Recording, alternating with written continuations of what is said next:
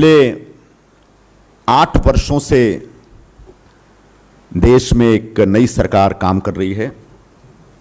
प्रधानमंत्री नरेंद्र मोदी जी के नेतृत्व में एनडीए की सरकार, और उस सरकार ने हमेशा एक दावा किया है कि भ्रष्टाचार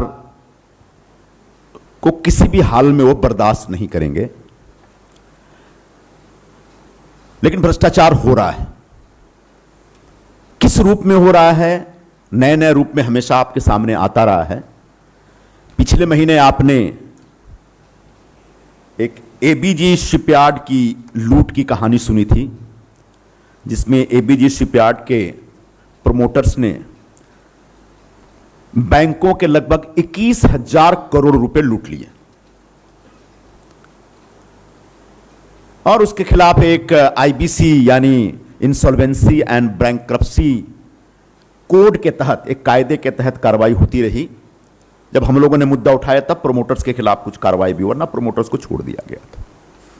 बिल्कुल उसी तरीके का एक केस आपके सामने लेके आया हूं, नया केस जो लोगों की आंखों से ओझल है और जिसमें प्रमोटर्स ने बहुत बड़ा घोटाला किया है और सरकार ध्यान नहीं दे रही है। उसकी तरफ सरकार का ध्यान आकर्षित करना चाहता हूं।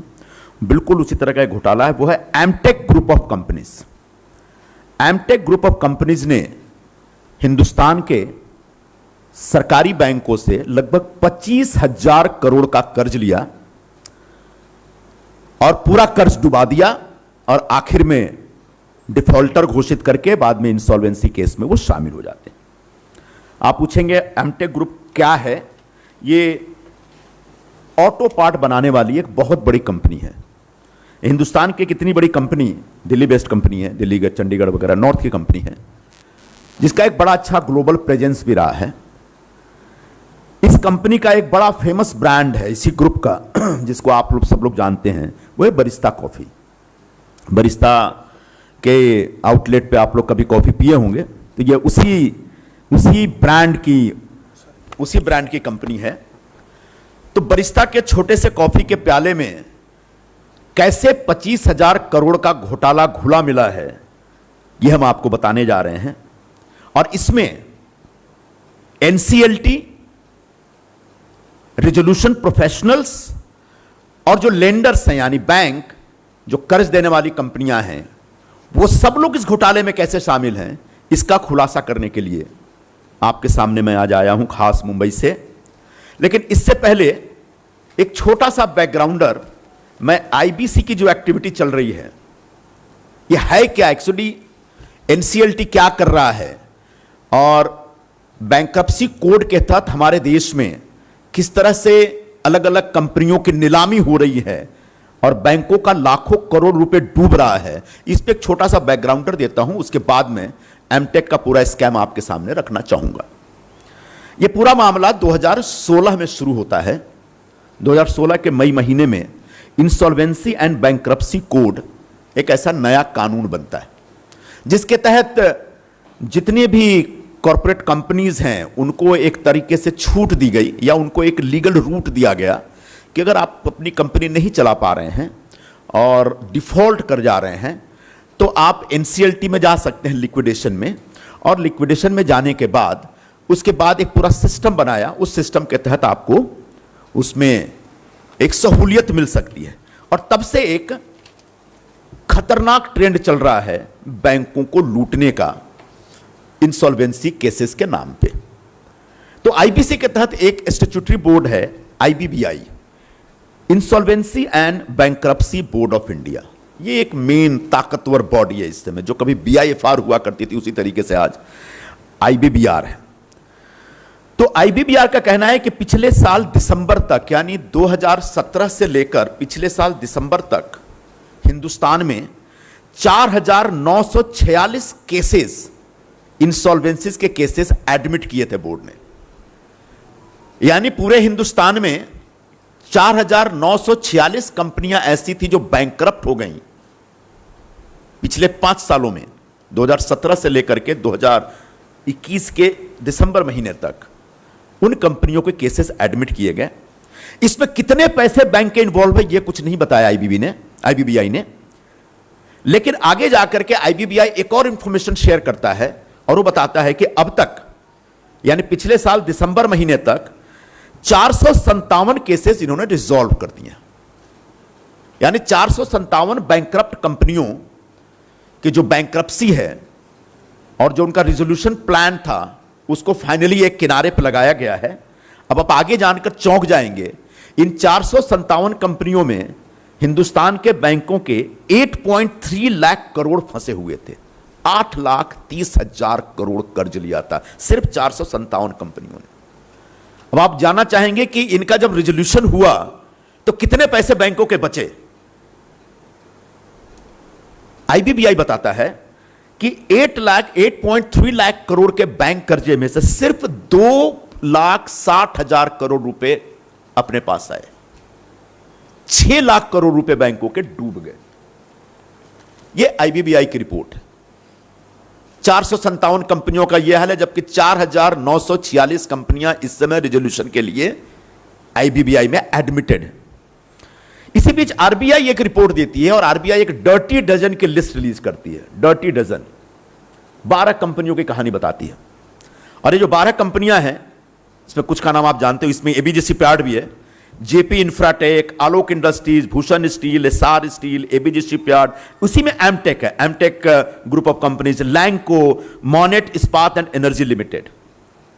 इन डर्टी डजन कंपनियों के बारे में आरबीआई ने कहा कि इसमें टोटल 3.45 लाख करोड़ यानी 3,45,000 करोड़ बैंकों का कर्जा फंसा हुआ था। और जब इनको रिजॉल्व किया गया, जिसमें एमटेक भी है, तब सरकार के पास यानी बैंकों के पास यानी लेंडर के पास यानी क्रेडिटर्स के पास कुल 75,000 करोड़ आए। मतलब लगभग 2.5 लाख करोड़ बैंकों के डूब गए। ये एक आरबीआई ने इसी बीच का एक और फिगर दिया है। तो 2016 से देश में सरेआम लूट मची है। लिक्विडेशन में की गई किसी भी कंपनी के प्रोमोटर्स के खिलाफ आज तक कोई कार्रवाई नहीं हुई। एक आध प्रोमोटर की बात मैं बताऊंगा, लेकिन आज तक एक आध को छोड़कर किसी के खिलाफ कोई कार्रवाई नहीं। ये इतने बड़े बड़े प्लेयर्स, जेपी इंफ्रा हो या एमटेक हो या एपीजी शिपयार्ड, इतने बड़े प्लेयर्स, इतने बड़े बिजनेस माइंड के लोग, इनकी पूरी कंपनी में हजारों करोड़ का बैंक का कर्ज डूब जाता है और ये अचानक सरेंडर हो जाते हैं। फिर आईबीसी के रूट के जरिए उसका लिक्विडेशन वैल्यू तय होता है और कंपनी बेच दी जाती है और प्रमोटर छूट जा रहे हैं। ये एक बड़ा सवाल है जिस पर आगे जाकर हम और विस्तार से प्रकाश डालना चाहेंगे। तो इस तरह के जो लूट हुए हैं, उस लूट में एक तो किस्सा मैं आपके सामने रखना चाहूंगा, जो मशहूर किस्सा है रुचि सोया का। रुचि सोया वाली कंपनी के, आपने सोया तेल जो बनाने वाली कंपनी, उसकी कहानी आपको मालूम होगी, जिसके ऊपर 12,000 करोड़ का कर्ज था। 12,000 करोड़ का जिस पे कर्ज था, उसको बाबा रामदेव ने 4,500 करोड़ में ले लिया। एक लीगल रूट के जरिए सरकार कह सकती है। अब जब 4,500 करोड़ में उसको लिया गया, तब डील यह हुई कि बाबा आपको सिर्फ 1,000 करोड़ रुपए अपफ्रंट देना है, बाकी 3,500 करोड़ बैंक आपको लोन देंगे। कौन से बैंक? जिनका पैसा डूबा। जिन बैंकों का पैसा डूब गया, उन्हीं बैंकों ने बाबा को रुचि सोया डूबी हुई कंपनी खरीदने के लिए 3,500 करोड़ रुपए लोन दिए। ये एक साइड, एक पक्ष हुआ। दूसरा पक्ष, Ruchi Soya was a public listed company in the stock exchange. और पब्लिक लिस्टेड कंपनी की कहानी ये होती है, उसके पीछे लीगल जो वो है, उसका बेस है सेबी के रूल के हिसाब से कि minimum 25% share holding should be with the public. यानी जो एक स्मॉल इन्वेस्टर्स, रिटेल इन्वेस्टर्स होते हैं, उनके पास रहे, वो कंपनी बिके जाए कुछ भी हो। लेकिन जैसे ही बाबा ने कंपनी ली, उस कंपनी के सारे शेयर प्राइस को फ्रीज कर दिया, जीरो वैल्यू कर दिया और सबको बोला कि अब तुम्हारा कुछ भी नहीं है कंपनी में। सारे स्मॉल इन्वेस्टर्स बाहर निकल गए। अब 2-3 दिन पहले खबर आती है कि बाबा ने कहा है कि अब वो रुचि सोया का एक पब्लिक इशू लेके आना चाहते हैं 4,300 करोड़ का, 4,500 करोड़ का। जैसे ही पब्लिक इशू लेके आएंगे, उसके बाद बाबा के स्टेटमेंट आता है कि मैं रुचि सोया को कर्ज मुक्त करने जा रहा हूं। ये 4,500 करोड़ में से 3,500 करोड़ बैंकों का दे दिया जाएगा, बाबा का भी 1,000 करोड़ आ जाएगा उनके पास, और रुचि सोया बाबा के पास मुफ्त में आ जाएगा। इस तरीके से खेल हो रहा है। एक सैंपल के आपके सामने रखा है। इस तरह का और भी कहते हैं। आलोक इंडस्ट्रीज एक टेक्सटाइल कंपनी है, 5,000 करोड़ इसके ऊपर कर्ज था। एक कंपनी 500 करोड़ में बिक गई। आलोक इंडस्ट्रीज के प्रोमोटर्स के बारे में पेंडोरा पेपर्स में नाम आए कि पेंडोरा पेपर से बताया गया कि आलोक इंडस्ट्रीज के जो प्रमोटर्स हैं इनके ऑफशोर अकाउंट से इसमें इतने पैसे हैं, मतलब इनके प्रमोटर्स ने आलोक इंडस्ट्रीज को डुबाते समय बैंकों का पैसा फंड साइफन ऑफ किया, डाइवर्ट किया अपने ऑफशोर कंपनीज में, उसकी कोई जांच नहीं हुई और 4,500 करोड़ बैंकों का पैसा डुबा दिया गया और आलोक इंडस्ट्रीज के मालिक निठल्ले छुट्टे घूम रहे हैं, उनके ऊपर कोई किसी प्रकार की कोई कार्रवाई नहीं, कोई एक्शन नहीं हो रहा है। इसी तरीके से एक केस है कुमार मेटलर्जिकल कॉर्पोरेशन लिमिटेड, इसके ऊपर 5,600 करोड़ रुपए का लोन था और कंपनी कितने में बिकी आखिर में? 41 करोड़ में। इतना बड़ा हेयर कट आईबीसी रूट के तहत जो दिया जा रहा है, इसमें कौन कौन लोग शामिल हैं, ये एमटेक के जरिए मैं एक्सपोज करने जा रहा हूं।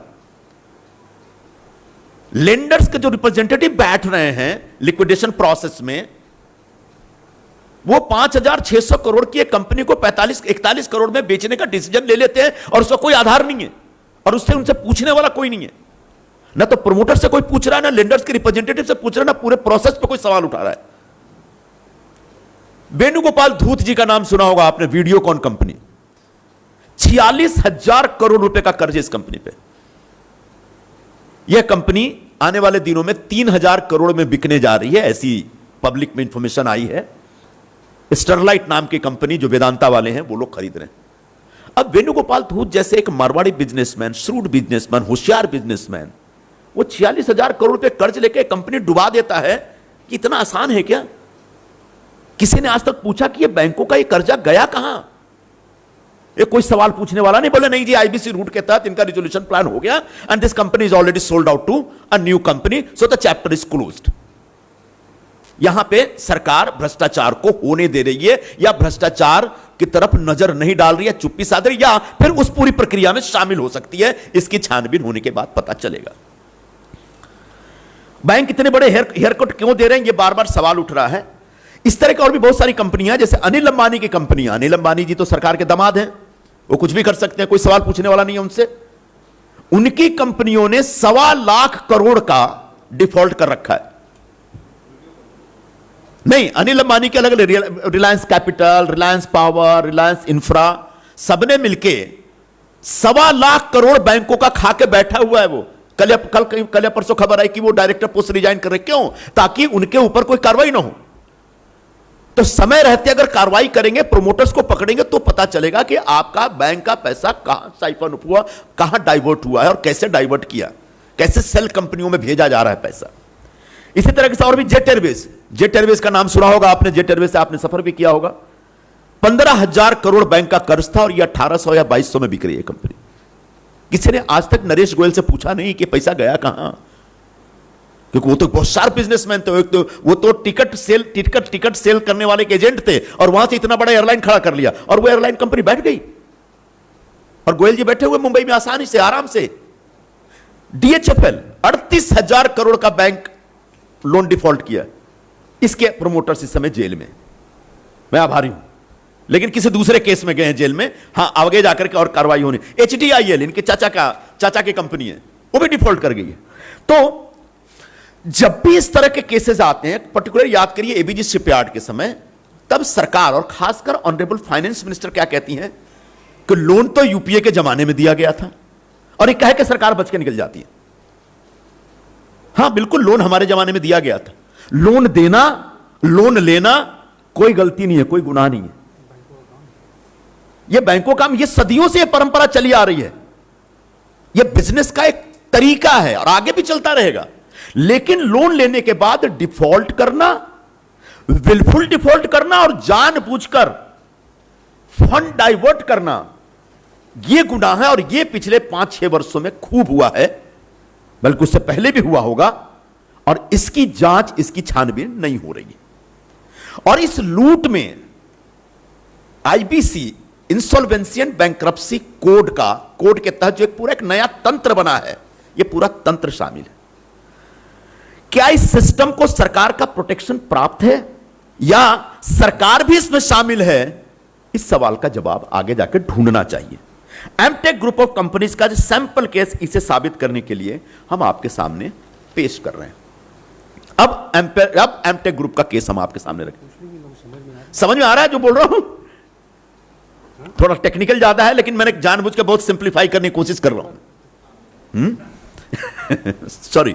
तो आईबीसी के तहत जो इंसॉल्वेंसी बैंक्रप्सी कोड जो कायदा बना 2016 में मोदी सरकार ने बनाया, उसके तहत जो बैंक्रप्ट कंपनियां उनको रिवाइव करने, उनको सेल करने का एक सिस्टम तैयार किया। उसके तहत 3 नई ताकतें तैयार की गई, 3 नए शक्ति केंद्र बने। पहला शक्ति केंद्र था एनसीएलटी, है नेशनल कंपनी लॉ ट्रिब्यूनल। जैसे कोई प्रमोटर बोलता है मैं कंपनी नहीं चला पा रहा हूं, एनसीएलटी में जाता अपना एप्लीकेशन लेके, यानी कंपनी लिक्विडेशन में चली गई। अब एनसीएलटी इतना पावरफुल हो गया है, एनसीएलटी में इतना करप्शन हो रहा है, एनसीएलटी के दलाल दिल्ली से लेकर मुंबई, मुंबई से लेकर चंडीगढ़ तक इतने बड़े पैमाने पे घूम रहे हैं कि जी आपका कंपनी बचाना है, जी आपको सस्ते में दिलाना, हम करके देते। एक शक्ति केंद्र भ्रष्टाचार का। दूसरा, इसके अंदर एक आरपी अपॉइंट होता है। आरपी क्या है मैं बताना चाहूंगा। इसको बोलते हैं रिजोल्यूशन प्रोफेशनल। जैसे ही कंपनी लिक्विडेशन में जाती है, एनसीएलटी एक किसी ऑडिटर को या चार्टर्ड अकाउंटेंट को या ऑडिट फर्म को अपॉइंट करती है रिजोल्यूशन प्रोफेशनल। मतलब इस कंपनी का पूरा लिक्विडेशन का वैल्यूएशन तय करने की जिम्मेदारी आपकी है। वो कंपनी लिक्विडेशन वो कंपनी उस लिक्विडेशन का वैल्यूएशन तय करती है, लिक्विडेशन वाली कंपनी का वैल्यूएशन तय करती है। अब ये आरपी एक नया शक्ति केंद्र है। जैसे लिक्विडेशन है, पूरी company is taken over by RP. He is the owner of the company. पूरा ट्रांजैक्शन वो देखेगा। उस कंपनी को किस भाव पे बेचना है, कितना हेयर कट देना है, वो आरपी तय करता है। वो एक इंसान है, वो एक ऑडिटर है, वो एक चार्टर्ड अकाउंटेंट। तीसरा शक्ति केंद्र जो ज्यादा खतरनाक है, वो है सीओसी। सीओसी यानी कमिटी ऑफ क्रेडिटर्स। इसमें बैंकों, जिन बैंकों का कर्जा डूबा, उन बैंकों के रिप्रेजेंटेटिव सीओसी में बैठते हैं। तो आरपी एक प्लान बनाता है, रिजोल्यूशन प्लान बनाता है और सीओसी में देता है, और सीओसी जब तक उसको ओके नहीं बोलेगा तब तक वो प्रपोजल एनसीएलटी में नहीं जाएगा। जब एनसीएलटी में जाएगा, एनसीएलटी ने ठप्पा मार दिया, कंपनी बिक गई। अब सीओसी तय करता है कितना हेयर कट देना है, यानी कितना कर्जा छोड़ना है। अब मैं मान लीजिए बैंक हूं, मैंने कर्ज दिया है, तो मैं अपना कर्ज ज्यादा से ज्यादा वसूलने की कोशिश करूंगा, लेकिन आरपी एक प्लान लेके आता है और सीओसी यानी बैंकों के रिप्रेजेंटेटिव जो कमिटी में बैठे हुए हैं, वो बगैर किसी उसके क्राइटेरिया के, जो मन में आता है, जिसको जो अप्रोच हो, जिसका जो प्रेशर हो, उस हिसाब से कर्ज को माफ कर दिया जा रहा है। तो ये 3 शक्ति केंद्र आईबीसी रूट के तहत काम कर रहे हैं। और इन 3 शक्ति केंद्रों ने कैसे एमटेक को लूटा या एमटेक के प्रोमोटर्स को कैसे बचाया, संभाला, अब यहां पे मैं आ रहा हूं, बस थोड़ा और टाइम लूंगा। एमटेक ग्रुप ऑफ कंपनीज की टोटल बोरोविंग्स है 25,000 करोड़। इसमें एक कंपनी है इनकी एमटेक ऑटो 12,500 करोड़, दूसरी कंपनी है इनकी कैस्टेक 7,500 करोड़, तीसरी कंपनी है मेटालिस्ट 3,500 करोड़, और एक चौथी कंपनी है एआरजीएल एंड अदर्स 1,500 करोड़। 2017 में एमटेक ऑटो इंसॉल्वेंसी में गई, यानी 2017 में एमटेक ऑटो ने एनसीएलटी को एप्लीकेशन दिया कि साहब हम डूब गए हैं, हमको हमारी रक्षा करो। तो जैसे इसको बोलते हैं इंसॉल्वेंसी में जाना, कंपनी बैंकरप्ट हो गई तो इंसॉल्वेंसी प्रोसेस में जा रही, यानी इंसॉल्वेंसी केस बन गई।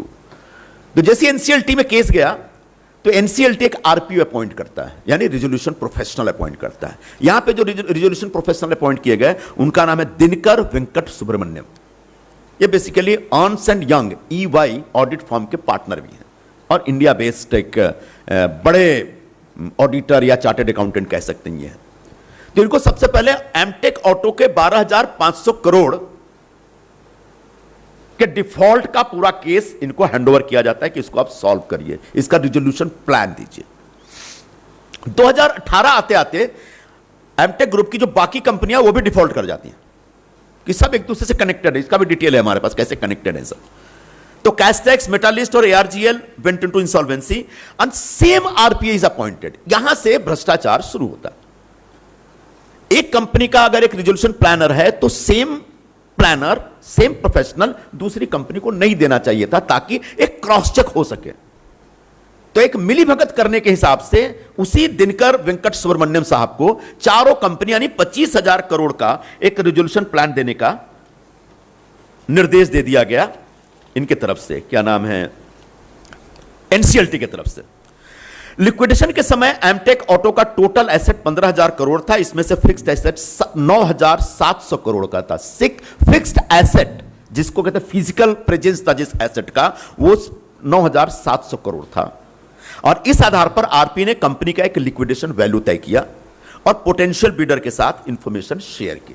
अब उसकी बिडिंग का प्रोसेस शुरू होता है और इस आधार पर जब पूरा वैल्यूएशन तय किया तो आरपी ने एक वैल्यूएशन बताया कि भाई 4,100 करोड़ में पूरा ग्रुप बेचा जा सकता है। दो बिडर आते हैं, 25,000 करोड़ की कंपनी 4,100 करोड़ में बेचने की बात होती है। नीलामी की प्रक्रिया शुरू होती है, दो बिडर आते हैं। मार्च 2018 तक दो बिडर आते हैं। एक बिडर है लिबर्टी हाउस ग्रुप और दूसरा बिडर है डेक्कन वैल्यू इन्वेस्टर्स। ये दो बिडर्स आते हैं और दोनों बिडर्स सीओसी से यानी कमिटी ऑफ क्रेडिटर से नेगोशिएशन करना शुरू करते हैं और फाइनली कहीं जाके नेगोशिएशन में वो कामयाब भी हो जाते हैं। ये मार्च 2018 की बात। मार्च 2018 के पहले ठीक उसी टाइम पे आईबीसी का एक रूल है कि जब रिजोल्यूशन प्रोफेशनल किसी कंपनी का लिक्विडेशन का प्रोसेस शुरू करता है, वैल्यूएशन शुरू करता है, तो एक इंडिपेंडेंट ऑडिट फर्म को हायर करता है और उसको बोलता है कि लिक्विडेशन में आने के 2 साल के भीतर इस कंपनी के क्या क्या ट्रांजैक्शन थे उसका रिव्यू करिए, उसको जरा एग्जामिन करिए। तब एक ऑडिट फर्म को अपॉइंट करते हैं, उसका नाम है अर्न्स्ट एंड यंग ईवाई, जो एक इंटरनेशनल फर्म है जिसका इंडिया में भी अपना प्रेजेंस है।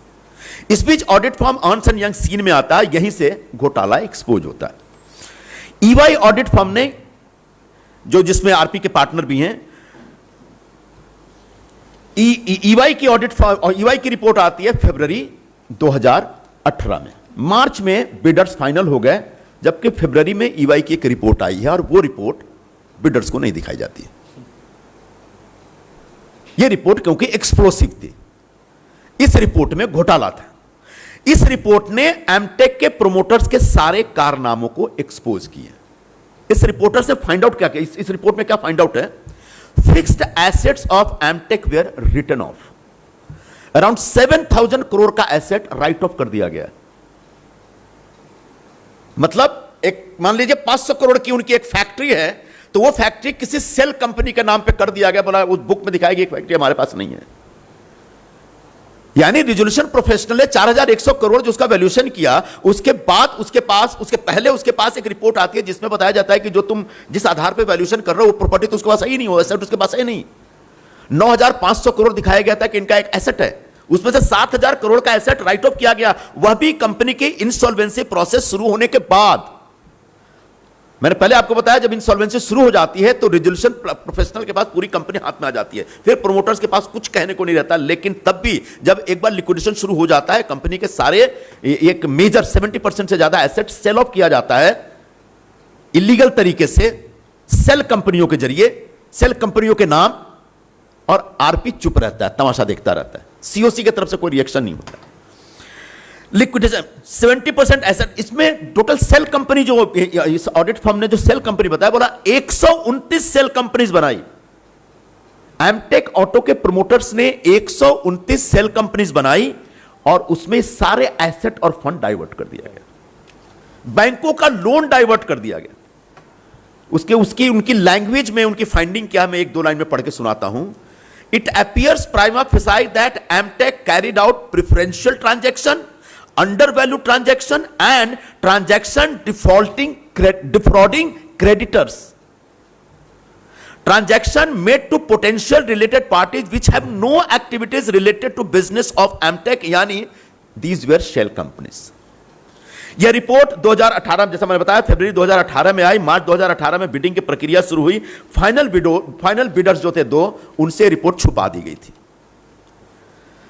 Resolution professional mister Dinkar Venkat Subramaniam के पास रिपोर्ट थी और वो उन्होंने सीओसी और एनसीएलटी को भी ये रिपोर्ट दिखाई होगी। बावजूद इसके फाइनल बिडिंग के समय ये रिपोर्ट छुपा के रखी गई क्योंकि उनको प्रोमोटर्स को छुपाना था, बचाना था। यानी प्रोमोटर्स के साथ कोई नेक्सस था। यानी अब तक जितने केसेस हुए 457, उसमें how IBC system was involve in hand in gloves with the promoters, उसका एक सबूत है और इसी की छानबीन होनी चाहिए।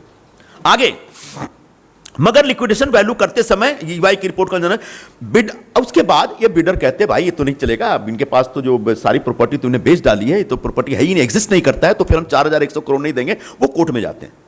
एनसीएलटी में एक अपीलेट अथॉरिटी है, एनसीएएलटी, वहां रिजेक्ट हो जाता है, क्योंकि एनसीएलटी जो करता है उसी को फॉलो करता है एनसीएलटी।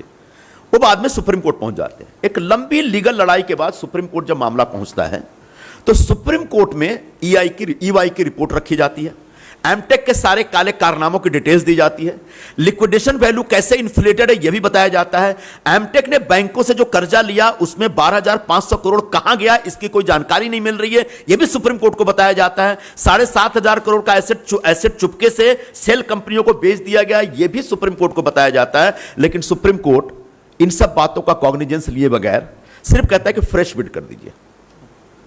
फ्रेश बिड होता है, 4 नए बिडर्स आते हैं और सीओसी यानी कमिटी ऑफ क्रेडिटर्स फाइनली जो पहले 2 बिडर्स थे उसमें से एक डीवीआई डेक्कन वैल्यू क्रेडिटर्स को 1,500 करोड़ में कंपनी बेच देता है। जिस एमटेक ग्रुप ने 25,000 करोड़ रुपए बैंकों से लिया वो कंपनी फाइनली 1,500 करोड़ रुपए में बेच दी जाती है। उनके प्रोमोटर से 7,500 करोड़ का एसेट राइट ऑफ कर दिया, 12,500 करोड़ का फंड साइफन ऑफ किया अलग अलग सेल कंपनीज के नाम पे। यह पूरी रिपोर्ट सामने है, फिर भी ईवाई की पूरी फाइंडिंग सामने है, फिर भी आज तक इस पर कोई एक्शन नहीं हुआ है। हमारा सवाल यहां है, हमारा मुद्दा यह है, इन प्रोमोटर्स को आखिर क्यों बचाया जा रहा है? क्या सरकार का क्या लेना देना है? अगर फाइनेंस मिनिस्टर कहती है कि लोन हमारे जमाने में नहीं यूपीए के जमाने में दिया गया था, तो लोन को डुबाने का जो काम चल रहा है वो एनडीए के जमाने में चल रहा है। इस बीच जो प्रश्न अनुत्तरित रहे हैं तो सुप्रीम कोर्ट से लेकर सुप्रीम कोर्ट का चुप्पी, फिर आरपी ने आखिर ईवाई की रिपोर्ट जब छुपाई तो क्या नेक्सस था? कोई साठगांठ थी प्रोमोटर से? आज तक इसके ऊपर एनसीएलटी ने कोई अच्छा आरपी को ये भी कहा, जो आईबीसी का एक मैंडेट है, आईबीसी का एक प्रोविजन है आईबीसी लॉ में कि when one RP is appointed his job he is mandated to do the liquidation value of the company, liquidated company, and simultaneously the RP has to get into the fraud done by the promoters. यानी RP के पास पूरा mandate है कि उसके promoters ने कुछ fraud किया इसकी जांच करे और एक्शन लेने का रिकमेंडेशन दे, फिर भी आरपी ने कुछ नहीं किया।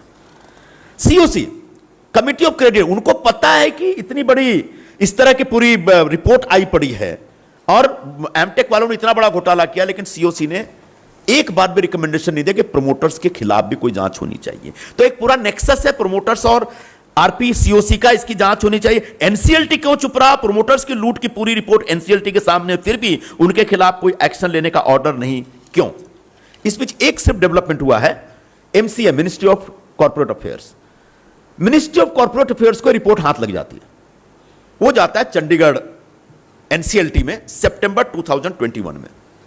पिछले 6 महीने में एक हियरिंग हुई है और उन डिमांड क्या की कि मुझे 2320 करोड़ रुपए चाहिए मुझे वापस। मतलब जिसने 12,500 करोड़ रुपए बैंकों के साइफन ऑफ कर दिए, 7,500 करोड़ रुपए का एसेट राइट ऑफ कर दिया, उस कंपनी से एमसीए यानी सरकार, यानी भारत सरकार, यानी मोदी सरकार, यानी निर्मला सीतारमण जी की मिनिस्ट्री, वो सिर्फ 2320 करोड़ रुपए वापस मांग रही है और उसको लेकर भी कोई सीरियस नहीं है। कहीं ये सिर्फ एक आई वॉश तो नहीं है? ये एक सवाल है।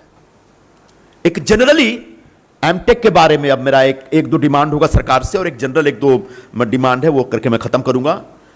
My demand would be the government must inquire into the findings of EY report which says that Amtek group has carried out preferential transaction, it carried out transactions defrauding creditors, and it has siphoned off more than 70% of its assets and funds to the 129 cell companies. ये EY की report जो मेरे पास भी है, भारत सरकार के पास भी, उस रिपोर्ट की फाइंडिंग्स की जांच होनी चाहिए। और ऑफ कोर्स इसकी जांच सीबीआई के अलावा और कोई नहीं कर सकता, क्योंकि एमसीए कहीं ना कहीं लग रहा है मिला हुआ है, आपके पास एसएफआईओ के पास स्टाफ नहीं है, एनसीएलटी खुद इस पूरे घोटाले का पार्ट दिख रहा है, तो CBI is the only agency जिससे हम एक्सपेक्ट कर सकते हैं इसकी प्रॉपर जांच होनी चाहिए। तो कि एमटेक के प्रोमोटर्स की हेराफेरी की पूरी जांच हो, आरपी और लेंडर्स कैसे इस पूरे मामले में सरकार में बैठे किसी व्यक्ति के प्रेशर में थे क्या? प्रोमोटर्स को बचाने के लिए इसकी जांच होनी चाहिए। एंड जनरली एक मेरी डिमांड है कि पिछले 5 सालों में आईबीबीआई का कहना है कि 6 लाख करोड़ रुपए बैंकों के डूब गए। यह ऑफिशियल रिपोर्ट है। मतलब प्रतिवर्ष 1.25 लाख करोड़ के आसपास हिंदुस्तान के बैंकों का डूब गया, बर्बाद हो गया। मतलब एवरेज निकाले तो 10,000 करोड़ हर महीने मोदी सरकार ने डुबाया। तो यह पूरा इंसॉल्वेंसी केसेस का जो पूरा एक प्रकरण है जो पिछले 5 सालों से चल रहा है, जिसमें बड़े पैमाने पर घोटाला हो रहा है, इसके ऊपर मोदी सरकार एक व्हाइट पेपर लेकर के आए। सरकारी भाषा में व्हाइट पेपर ही सबसे अच्छा आयोजन हो सकता है। इसके जरिए हमको पता चलेगा कि 4,946 कंपनियां कौन है, इसमें टोटल हमारे देश के बैंकों का कितना बड़ा पैसा इन्वॉल्व है, उसका 457 कंपनियां जो रिजॉल्व हो गई उसमें कितना पैसा डूबा, उनके प्रोमोटर्स ने कहां कहां पैसे साइफन ऑफ किए हैं, उनके प्रोमोटर्स की पूरी कहानी आनी चाहिए। और on the basis of that white paper report action should be taken against all the promoters of those companies which cases are resolved now or government claims to resolve it. Finally, बस मुझे मालूम है थक गए होंगे। Finally जो कंपनियां bankrupt हो रही हैं उनको आप हम सब मिलकर सिर्फ ये नहीं कह सकते कि कंपनी बैंकरप्ट है कि मेरा कोई लेना देना नहीं है। सच है कि उन कंपनियों के जरिए हमारे बैंक बैंकरप्ट हो रहे हैं। बैंकों में जो पैसा है हमारा आपका पैसा है, देश का पैसा, सरकार का पैसा है। और सबसे ज्यादा कौन बर्बाद हो रहा है इसमें? स्टेट बैंक ऑफ इंडिया, बाकी सारे नेशनलाइज्ड बैंक। तो जब बैंक इस तरह से बैंकरप्ट होते चले जाएंगे तो देश नहीं बचेगा। तो देश को अगर बचाना है तो नरेंद्र मोदी जी की सरकार से और प्रधानमंत्री नरेंद्र मोदी से मेरी मांग होगी कि इस पूरे प्रकरण पर ध्यान दीजिए। सिर्फ यूपीए के जमाने में लोन दिया गया था यह कह करके अपनी जान मत बचाइए। अगर समय रहते इस ओर ध्यान नहीं देंगे तो एक दिन पूरे देश की बैंकिंग सिस्टम कोलैप्स हो जाएगी। आप सिर्फ यह कहते रहेंगे कि यूपीए के जमाने में लोन दिया गया था। आपके पास पावर है, अधिकार है, जानकारी है, पूरी इंफॉर्मेशन हम दे रहे हैं। आप जितना जल्दी हो आईबीसी रूट के जरिए जो इंसॉल्वेंसी के केसेस चल रहे हमारे देश में उसके ऊपर नजर रखें और कैसे आईबीसी रूट के नाम पे जो लीगल सिस्टम लूट रहा है इस देश को, उस लूट को रोकने की दिशा में आप काम करें। बहुत बहुत शुक्रिया, थैंक यू। আপনার মঞ্চ আপনার কণ্ঠ।